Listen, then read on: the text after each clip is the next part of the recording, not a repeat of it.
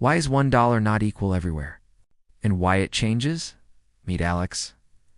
Alex is just a regular person in the US, buying coffee with dollars and living their best life. But one day, Alex decides to travel.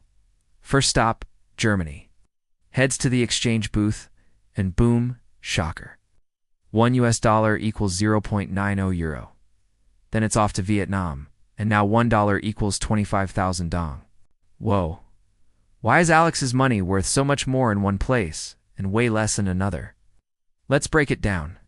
Why is money not equal everywhere? And why do exchange rates keep changing like crazy? Quick flashback. The gold standard once upon a time countries used to back their money with gold. You could technically swap paper for shiny metal. It kept things stable. You couldn't just print more money unless you had more gold. Solid system, till it wasn't. By the 1970s, the gold party ended. The world switched to something called fiat money. It's basically, this paper has value because we all agree it does. Yep, no gold, just trust. So what decides the value of money now? Simple, supply and demand. If people want your currency, it becomes more valuable. If they don't, well, too bad.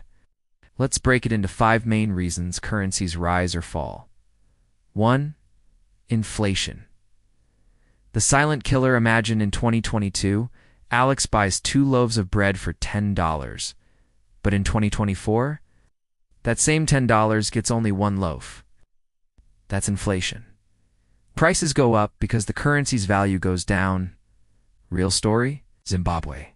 Once richer than the US dollar, then chaos. Too much money printing, corruption, and disaster. At one point, a US dollar equals 600,000 Zimbabwean dollars. Wild. 2. Interest rates. The money magnet high. Interest rates equals better returns equals foreign investors get excited. They buy that country's currency to invest. More demand equals stronger currency. But it's not all sunshine. Higher rates also make it harder for local businesses to borrow.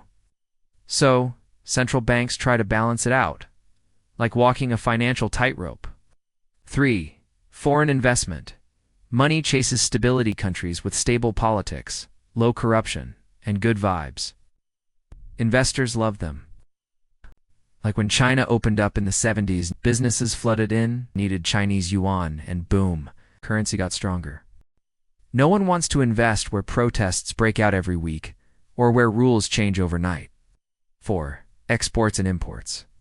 Trade power. Japan sells cars equals foreign buyers need yen, equals yen, demand goes up.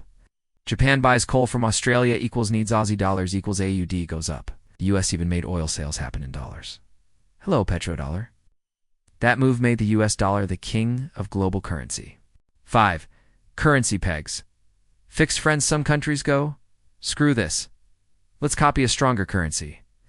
Brunei pegs to Singapore dollar. Belize pegs to the US dollar 2-to-1. Easy math, stable life, but risky if the big guy collapses. So why not just have one world currency?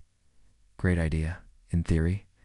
But let's look at Europe and the euro. Super convenient until Greece had a meltdown and the whole Eurozone felt it. Imagine if your paycheck shrinks because another country halfway across the world printed too much money. No thanks.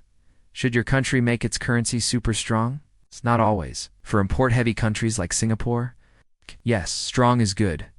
But for export-heavy ones like China, weaker is better. That makes their goods cheaper to sell abroad. It's all strategy. Money isn't just money. It's a global tug-of-war full of strategy, trust, and economics. Thanks for watching. Please like, comment, and subscribe.